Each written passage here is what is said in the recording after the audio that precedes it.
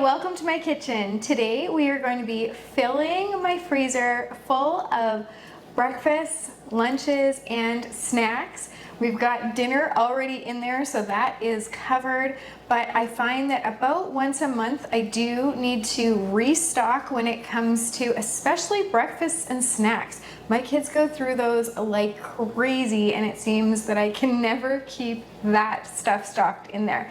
So join me again as we work together to fill my freezer and I answer your questions on how to get your freezer full too. I know that most of the time when we do this, I do like a marathon day where it's like all day. My neighbor Christy and I get together and make dinners, and you watch us just scurry around the kitchen and do that like crazy. Or if it's just me and I'm doing breakfast and snacks like today, then you'll see me do it like usually all in one stretch. But the truth is that's not realistic for everyone, and it's not even realistic all the time for me. And this is one of those times where it's just gonna be easier for me to do this in batches. And so when you see this video, you're gonna see that this is several days all pieced together. I am just grabbing time when I have it, making what I can with that time, and then at the end of it, I will end up with a freezer full of what I need. But this is just the reality, and I know that a lot of you out there have that reality too, where you don't have like a full day that you can set aside just to make meals. It's still completely doable to get your freezer stacked, and today I'm going to show you how, because we're just going to do what we can with the little bits of time that we have, and when you add that all together, you're gonna see that the results are pretty amazing. So the first thing that we're gonna make today is our cinnamon French toast. It's delicious. Who doesn't love French toast? And it's super easy for busy weekday mornings because you can take out the individual slices. They're already gonna be cooked, and all you need to do to reheat them is put them in your toaster oven, or microwave 1 or 2 minutes, and you're gonna be eating breakfast. So today we're gonna be doing the real work so that on those days you don't have to. First, I'm gonna get out my electric griddle and then we'll start making our batter. I have had this thing forever. It was a wedding gift and I have been married for decades. So it is old. I know exactly how old it is. All right, now the secret to my French toast is the orange zest. If you don't like orange zest, you can of course skip that part, but I just love it. It makes it seem fancy schmancy, and it's just a little like easy way to elevate this. Now, the other trick that I have for my French toast is I actually use cinnamon bread. We've got a local bakery where you can buy this cinnamon bread. You can also get cinnamon raisin bread, but our family is divided on the issue of raisins. So we just go with the cinnamon bread just to make sure everybody's happy. Now with the ends, because I've got this little, like it's not even really a heel, it's just a tiny little end. So with anything like this or the heels, I'm gonna set those aside, and those will go into making our French toast casserole. I'm gonna put them in the freezer right now. Recently, I'll pop a video right up here to where my neighbor Christy and I made some really easy lunches, and included in that were some grilled cheese sandwiches. And with the heels of that, I put them in the freezer just exactly for this same purpose so that we can do our French toast casserole. So I'm not sure if I'll be doing it in this video or in another one, but for now, I'm just collecting the heels of my bread. And of course, the white bread from the grilled cheese and the cinnamon bread are gonna taste amazing in that French toast casserole. So for this, we need some eggs, milk, cinnamon, nutmeg, vanilla, and that orange zest. We'll mix all of that together, and then we will dip our bread in it and get it on our griddle. The key, if you're making French toast for the freezer, is that you need to freeze it in a single layer on a cookie sheet or a parchment paper lined cookie sheet before you transfer it to the freezer bag when it's fully frozen, because that way they won't stick together and you'll be able to just pull out 1 or 2 at a time. I think it was on a cooking show, like I'm gonna date myself when I say what cooking shows it was. It was either Emerald or Cake Boss, so it was a really long time ago. But I think it was there that I learned to put the orange zest in your French toast, and it really makes a world of difference. Again, unless you don't like orange zest. Now I think I overdid the cinnamon just a little bit, but thankfully my family is kind of the mind that there's no such thing as too much cinnamon, so they will not be complaining. And if they are, more French toast for me.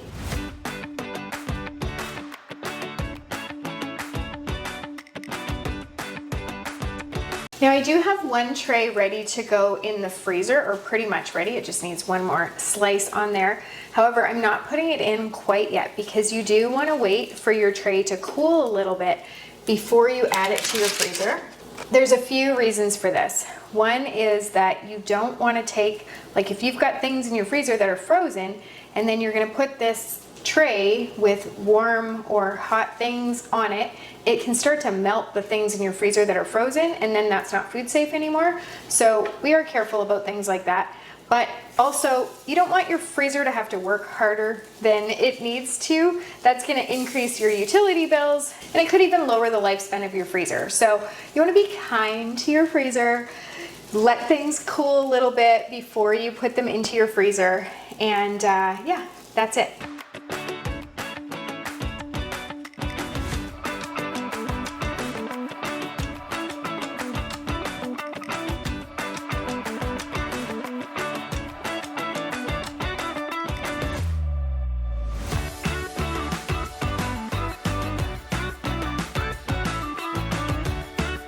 So we will have 28 pieces of French toast. So that's a good start on breakfast. I am gonna go, as soon as these are done, I'll obviously put the cooled ones in the freezer, but I am also going to grab some super cubes. The other day, in that same video that I was telling you about with the grilled cheese, Christy and I made 2 different kinds of soup. We made, oh my goodness, like the best recipe I have invented in months. It is a carrot orange brie soup. It is divine. It like there are no words. It's amazing. If I do say so myself. That did not sound very humble. But anyway, it's so good. And it's fresh in my mind because it was just a few days ago that we made it and we tried it. Because we had to taste test, because I mean you can't make something like roasted carrot orange brie soup without taste testing it. Now that was a winner. We also in that same video made a curried lentil soup that was very good, although Christy doesn't like coconut milk, so no surprise she didn't like it because it has coconut milk in it.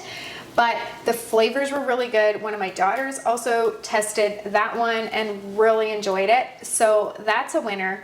But we had a fail in that video. So if you want to check that out, you can. You won't know in the video that it's a fail, but I will tell you right now. We made freezer baking powder biscuits for the first time. We've made baking powder biscuits before, but never for the freezer. And so you freeze them raw and then you bake them up fresh. So it's perfect to have if you want to have that soup, pull it out and have like fresh biscuits with it. However, they were awful. The recipe that we used was supposed to be like it was supposed to work. It was not our recipe. It was terrible. It was way too salty. We followed the recipe exactly. Now, having biscuits and being able to like cook them up, just taking the dough out of your freezer was so handy, and we're gonna be experimenting, tweaking, and finding our own recipe. Christy's got a recipe, we just have to make sure that it freezes and does all the things so that it can be a freezer recipe. However, this one particular recipe we used was so bad that one of my daughters was like, oh, can I try one of those biscuits that are on the baking sheet downstairs? And I was like, well, you can have all of them if you want, but I'll just warn you that they're really salty. But she loves buns and biscuits and things like that, so she was gonna take all of them with her. She bit into one, and then she's like, Mom, no offense, but this tastes like you baked your Play-Doh. Like, that's how salty this thing tasted. So if you watch that video, do not make the baking powder biscuits. But we will be looking for you to find another recipe. Anyway, long story just to say that in that video, we put our soup into super cubes and they're in the freezer, but now I need to transfer them out so that I can put them into freezer bags because I'll want to use the super cubes for other things. Plus, it's so nice to just be able to go and take out like 1 cube because they're in 1 cup portions and be able to heat that up for your lunch. Or if you're heating things up for more people than just 1, then you can take out several of those cubes and heat them all together. So we're gonna go grab those and get those into freezer bags and get these into the freezer. And of course, we cannot forget to throw our bread heels into the freezer too to be able to make that delicious French toast casserole. You make it with coffee creamer, like flavored coffee creamer, so you can make it different every time. It's just good no matter what you do to it.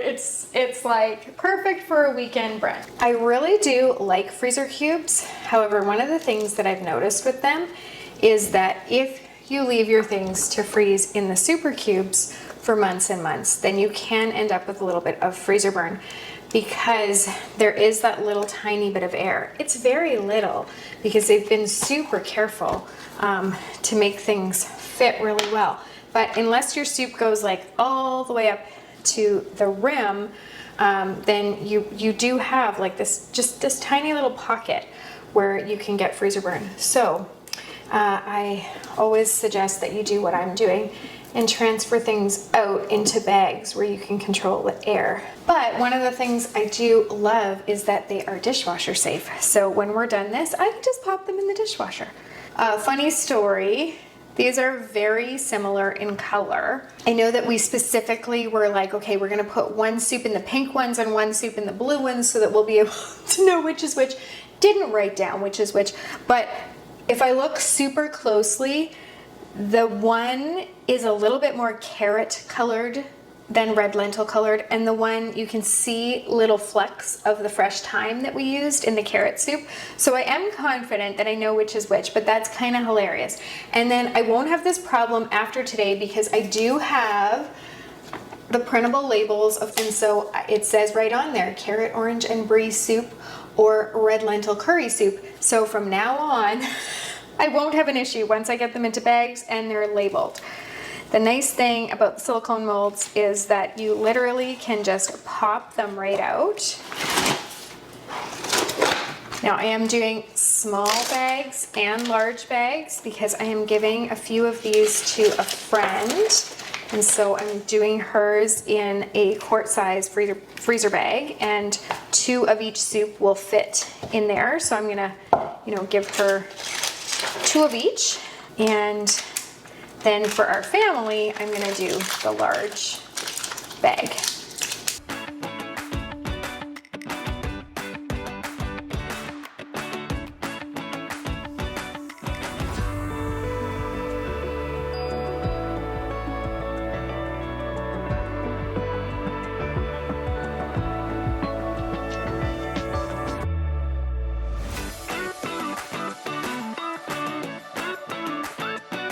Okay, I'm gonna get these into the freezer and then I'm gonna continue this whole session another day because I have a webinar that I'm late for, and like I said, sometimes you just have to do freezer meals in little bursts when you can, but as you can see, your freezer is still getting stacked, things are still getting done. I'm still gonna be further ahead than I would have been if I hadn't taken this not even an hour to do what we did today. So I will be back. I know that for you, I was just here 1 second ago, but the reality is that I started filming this Filling My Freezer challenge probably about a month ago now. I had really good intentions and I wasn't able to get back to it. So while I have made a whole bunch of dinners, Christy and I, my neighbor who I make freezer meals with, she and I did a mega session. I'm gonna pop it right up there actually because it's pretty awesome. It's got 70 new meals. The recipes were completely new to us. So it's 35 recipes, 2 of each. It's just, there's some really interesting things in there. So if you're looking for new dinner ideas, you should go check that out. But yes, we filled our freezers with a bunch of dinners. Plus we've done 2 live cooking classes for the Freezer Meals 101 Club, And so in each of those, of course, I made more dinners. So the freezer is looking beautifully stacked with dinners, but those breakfast snacks, side dishes, all of that are pretty lacking. I've run out of waffles. I've run out of, actually, the cinnamon French toast that I made with you in this same video, I am almost out of. So we are gonna throw a few more breakfast things in, and I also need to do some Thanksgiving side dishes because here in Canada, Thanksgiving actually takes place in October. So it is coming up really quickly, and I'm not sure what the plan is, but I usually end up hosting. So I just want to have these things done ahead so that I have a lot less to think about and worry about when it comes to that day. So today we are going to throw together some of those. The first thing that we're going to do is we are going to work on a French toast casserole, different than the cinnamon French toast that we did, but using some of the leftover heels from the bread that we had that day. So I had gone into the freezer and grabbed out some of the bread that I've been throwing in there this past month. So I've got heels from a couple loaves of bread, including that cinnamon bread. I also have half of a hot dog bun. Now, I don't know who uses half of a hot dog bun, but somebody in this house at some point took half a bun and left the other half, and it wasn't gonna get used, so I've got this. I also have some buns that are kind of on their last legs and some bread that needs to get used up. So I'm gonna use that today. We're just gonna cube this all up so that we can get it into our French toast casserole, and that's the first thing that we're gonna make together. But I also have sweet potatoes in my oven. I put foil in the oven first so that it would catch any drippings and I wouldn't make a huge mess of my oven, and then put the oven at 350 degrees and just set the sweet potatoes right on the racks. They've been in there for almost an hour, so I'm gonna give them a check and see if they're done. Once they are, I'll pull them out and we can use those to make the sweet potato casserole for Thanksgiving. So we've got lots of things going on. We're also gonna do our stuffing for Thanksgiving, and I think that we're gonna make some turkey egg cups. My husband made them not that long ago and really liked them. So I think we'll get some more of those made so that we've got some other breakfasts and just more options to choose from. And then who knows what else we might make up. So let's go check on those sweet potatoes and start getting this bread cubed up. So we're gonna cut our bread, or cube our bread, and get it into a large bowl. It does not matter that the bread doesn't match up. It doesn't matter that we've got cinnamon. You could have like wheat bread with white bread. You could have some sourdough. It doesn't really matter. This is a very forgiving casserole, and the nice thing about it is that you can change the flavor so much, both by the type of bread that you use and also by the type of coffee creamer that you put in it, because that's one of the ingredients, that every single time you make this, it can taste a little bit different. You could even, if you wanted, kind of combine this recipe with our mixed berry French toast casserole, and you could throw some mixed berries into this one, and you could kind of have the best of both worlds. And the only negative about that is that if you make one that is like the best you've ever had, and your whole family is like, do it exactly this way every time, then you might not be able to, depending on what little remnants you had in your freezer or on your counter. Now, if you wanted to just make this up and you didn't have any bread that was saved in your freezer or whatever, then of course you can just use a fresh loaf of bread, and that works just fine. I just don't like anything to go to waste. So, and speaking of that, share a little trick for the sweet potatoes. I did take them out of the oven because they were ready.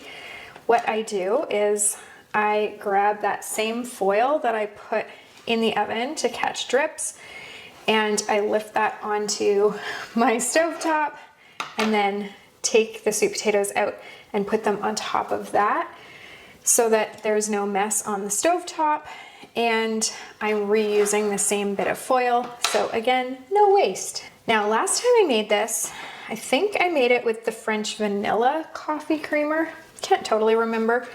When I was actually visiting the United States, I found a Cinnabon coffee creamer, and I thought, oh, that would taste amazing in the French toast casserole.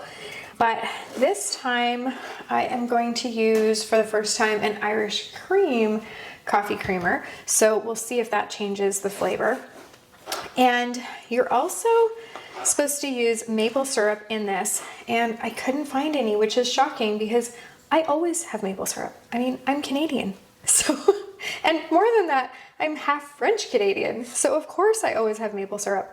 But for whatever reason, I couldn't find any today. I probably have some, I just didn't look hard enough maybe.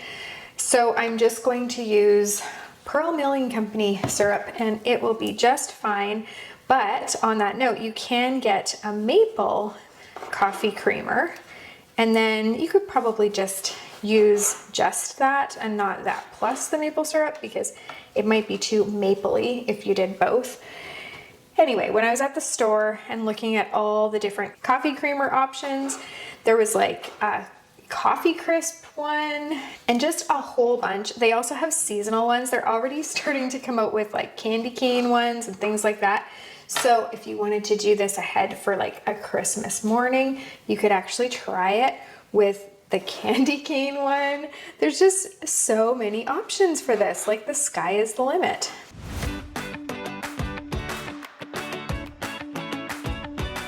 I'm looking at what I've got in my bowl, and I'm thinking like 1 or 2 more slices is kind of going to be the equivalent of a full loaf of bread with all those remnants that I had. So I'm going to grab that and we'll add this to that. And then into this same bowl, we're also going to add some sugar and some cinnamon. You can use white sugar or brown sugar. Again, this is like one of those recipes where it's like everything but the kitchen sink. So if you were using like that Cinnabon coffee creamer, then maybe brown sugar might be a better way to go, because it would go better with that. Whereas if you're using, I don't know if there's such a thing as like a lemon coffee creamer, but if there were, then you might want to like brighten it up and have white sugar. So, you know, use your best judgment on that, or use what you have on hand, because that's always the best option. And this is the same bread that we're going to be using for the stuffing later, although we are also going to be using some rye or marble rye, because I prefer it if there's like the contrast of the 2 colors in my stuffing. I know it doesn't really change the taste a whole lot, but I just like the look of it better.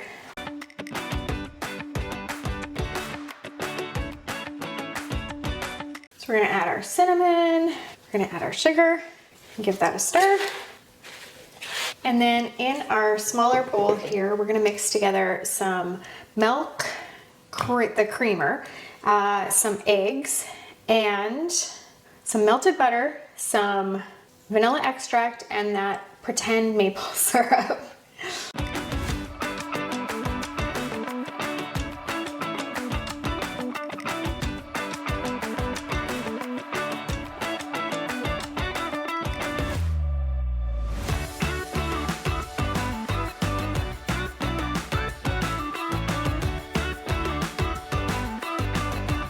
Now we're just going to combine them. Now you have a few options when it comes to your next step here. You can put this into a large freezer bag. It'll take up a lot less space in your freezer. Or you can put it right into a greased casserole dish or a foil tray. That way it's completely ready to go in the oven when you want to take it out of your freezer and cook it up. Normally I would do the freezer bag, because space is always of a premium because of all the dinners that are in there. But at the moment, I actually have a little bit of extra room. It's not bursting, because in that mega session, we did 70 meals rather than over 100. So I think I'm probably going to put this right into a baking dish.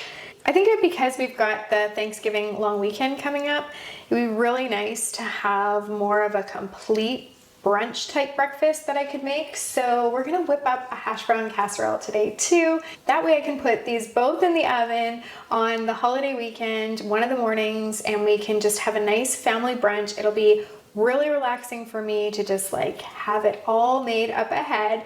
And yeah, it just kind of takes all the work out of it. So I'm gonna put this into a, I'm not sure if I'm gonna do a casserole dish or a foil tray, but I'll let you know in a second. I'm gonna give it a spray first.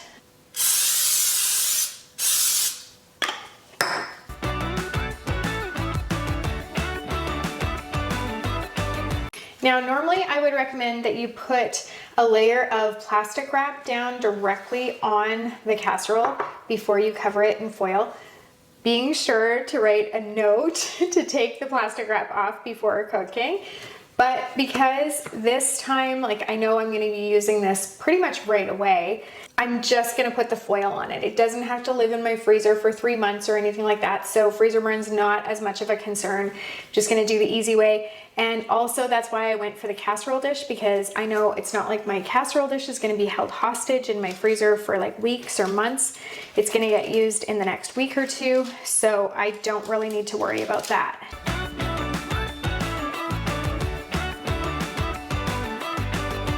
So I had a thought while I was making that French toast casserole, because I smelled the Irish cream coffee creamer and I thought, I've never had that before. I wonder if it would taste good in tea. And it's about that time of day. I have to get myself a tea anyway, so I think I'm gonna give it a try. I mean, what's the worst that can happen? If I don't like it, then I've wasted like 1 tea bag and some water. So we're good. I'm just gonna give that a try.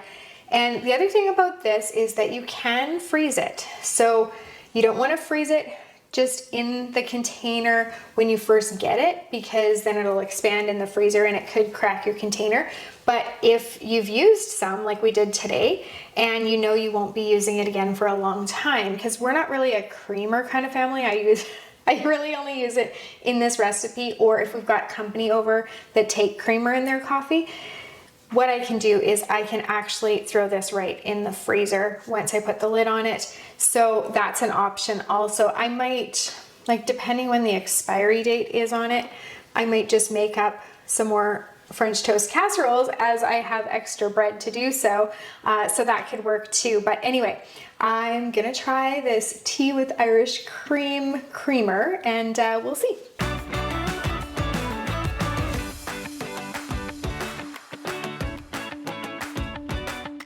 Okay, let's give it a try.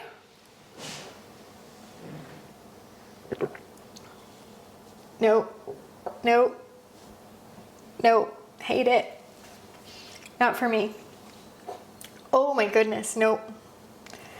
Not a fan of the coffee creamer unless it's in my French toast casserole apparently. No. Anyway, if you like creamer in your, or flavored creamer in your coffee or tea, that's awesome for you. Apparently I don't. We're gonna dump this and we'll try a different tea. You can find a recipe for this one on, I think it's actually just in the Freezer Meals 101 Club. I don't think it's on freezermeals101.com yet, but it might be. But whichever it is, I'm going to put the link in the description below. There is an official recipe, because one time I made extra sure to know like exactly what it is that I do and all the measurements and everything. But normally I just kind of eyeball it, because I've been making this forever and it would not be a holiday meal around here without it. Most of my kids, it's their favorite. So we're just going to mash up those cooked sweet potatoes. My masher tool is actually a little bit broken. It's missing like the rings in the middle. And so it's not mashing up super beautifully, but we just do our best, make do with what we have. And on my Christmas wish list this year, I'm gonna put a potato masher. And then you're gonna add some butter. I like to add it before it's, like while it's still hot, so that the butter melts. And again, I don't really measure, but you can measure. And the thing that makes this sweet potato casserole different and better, in my opinion, is that it has both sweet and savory because we're gonna add pumpkin pie spice, and we're also gonna add some Cajun seasoning. And sometimes I add some red pepper flakes.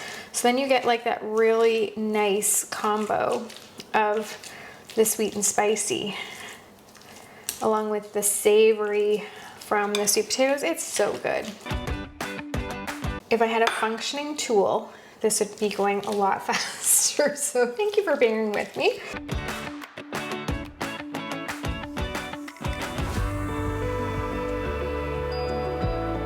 We're gonna add a bit of brown sugar and those spices. Now, if you like, you can add a topping to this. You can mix some melted butter, some brown sugar, and some pecans, and that is delicious. We're a nut-free house because of allergies, so we don't do the topping, but this still tastes amazing. And I am gonna do the red pepper flakes today.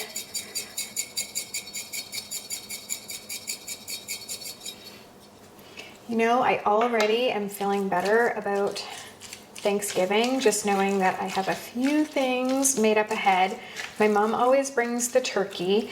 My daughter makes the mashed potatoes. She's so good at it. Sometimes she makes them ahead because we've got a great recipe for garlic mashed potatoes that go in the freezer, and they're just fast to reheat. But whether she makes them ahead or makes them the day of, she is in charge of mashed potatoes because she is much better at it than I am. And she enjoys it, which is even more important. And yeah, my sister-in-law, she always makes pierogies and brings those, and they are delicious. She does a dill sauce with them. They're so, so good. And when we did that mega session, we did a brand new salmon recipe. So I'm gonna serve that at Thanksgiving too, because I find that salmon is so good for a crowd. People can kind of pick at it. It goes really well with a lot of other side dishes or a lot of things that you might already have on the go. And then if you've got people that don't like turkey, they've got an option for a protein. So I really like having salmon at those kind of gatherings. Okay, I'm going to just get this covered and then we'll have one more thing done and then we will move on. I think we're gonna do pumpkin waffles next, or maybe we should stick with the Thanksgiving theme and get our stuffing done.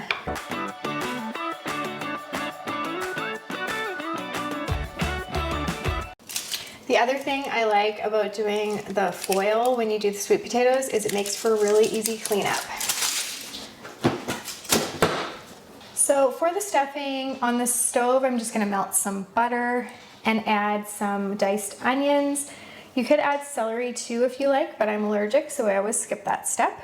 And once that's all melted, I'm gonna add some salt, pepper, some rosemary, sage, oregano. Sometimes I do some thyme. Just kind of mix it up where the spices are concerned. You could also do poultry seasoning instead of all of those. And in the meantime, I'm gonna cube up my bread.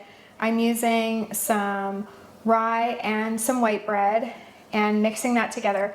I like to toss my bread cubes with some seasonings. So I do like salt and pepper again, and then rosemary. I like to do fresh rosemary, but I didn't grow any this year. So we're just gonna be using like dry rosemary, and then some, again, sage, oregano, those kind of spices.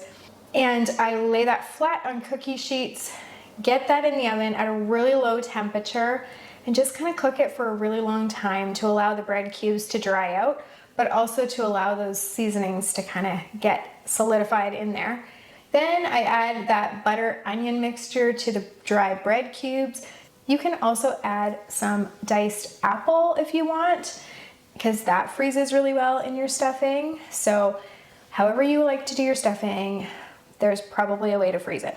Some people like to do cranberries or dried cranberries at that point. Anyway, then we're gonna add some chicken broth just to the point where it's moist enough, but not too moist, because you can also add more chicken broth on the day that you go to cook this. So you're just gonna get this into your freezer bag so that it's completely ready to go, and then you'll have it when you need it. All right, since we've got our bread cubes in the oven and the thing working on the stovetop for the stuffing, we've got kind of that started. I want to do these pumpkin spice waffles. It's been 2 years since I made these. I missed making them last fall, and it's just, I mean, I know it's getting towards the end of fall, but I still think those flavors are just perfect. And here in Alberta where I live, summer actually lasted longer than it usually does. We didn't get frost until into October this year, which was like unheard of, really. So it's been a really like a late fall for us, and one that we can really enjoy because the weather has stayed nicer. So I am feeling the fall feelings, and I think it's a really good day for pumpkin spice waffles.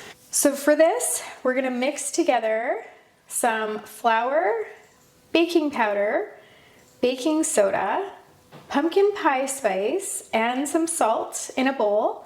Then in another bowl, we're gonna mix together some vanilla, pumpkin puree from a can, eggs, some melted butter, brown sugar, and milk. We're gonna get the wet ingredients into the dry ingredients and mix that together. And then we're just gonna do these in the waffle maker, just like you would do a regular waffle. These are really, really good with an apple butter or a cinnamon honey butter. We have the cinnamon honey butter recipe in the Freezer Meals 101 Club. It freezes also, which is really nice because then you can have it whenever you want it. It's also really good with maple syrup, so I'm gonna have to find my maple syrup or go buy more maple syrup before I actually eat these.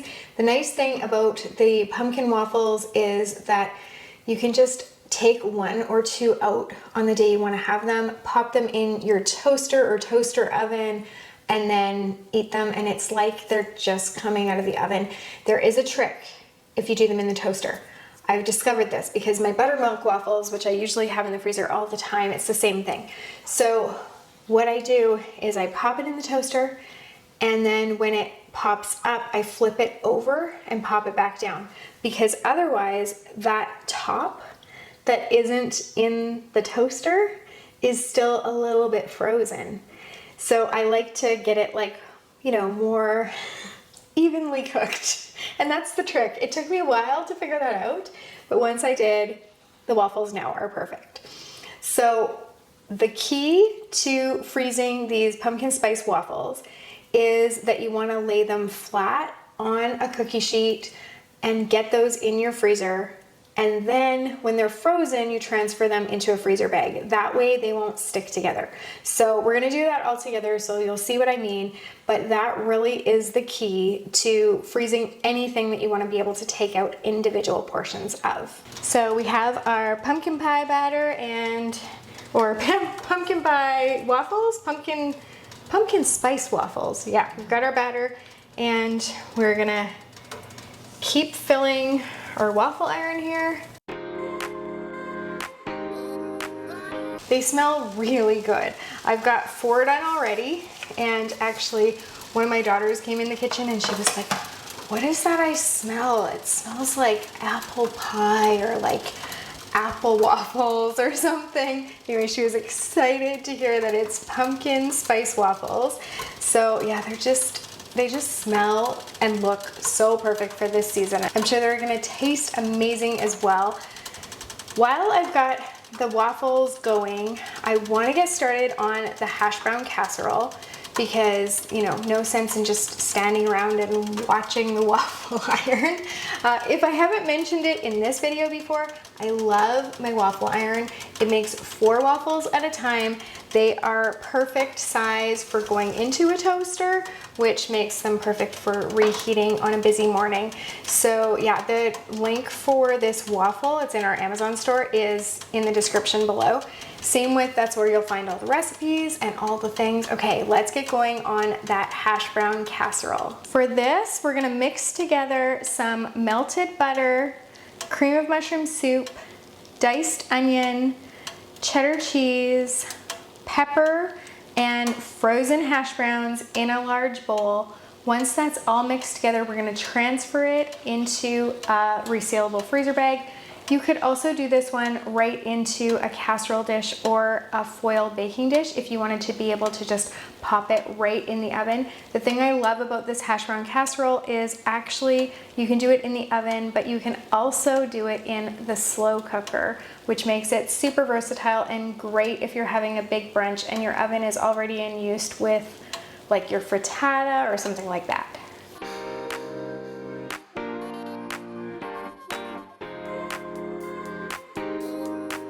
Sometimes I find that my waffle iron gets so hot that it's easier to open it if I've got oven mitts on.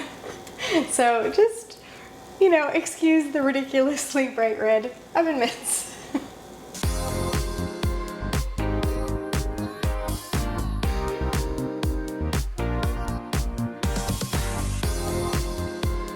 I was planning to actually make pumpkin muffins today because like pumpkin, and we've got out the pumpkin puree and the pumpkin spice anyway, and it's the best muffin recipe on the planet. Seriously, like, you don't have to take my word for it. Hop into our Facebook group, ask anyone who's ever tried it. It is the bomb. I don't know, there's so many ways you could describe it, but that's probably how my kids would describe it. So there you go. However, I have to say I'm petering out. I'm getting ready to make dinner here, and I didn't start assembling these things until well after lunch, so I knew I just had a small window and I need to call it and like end this at some point. But I went in my freezer and I found one.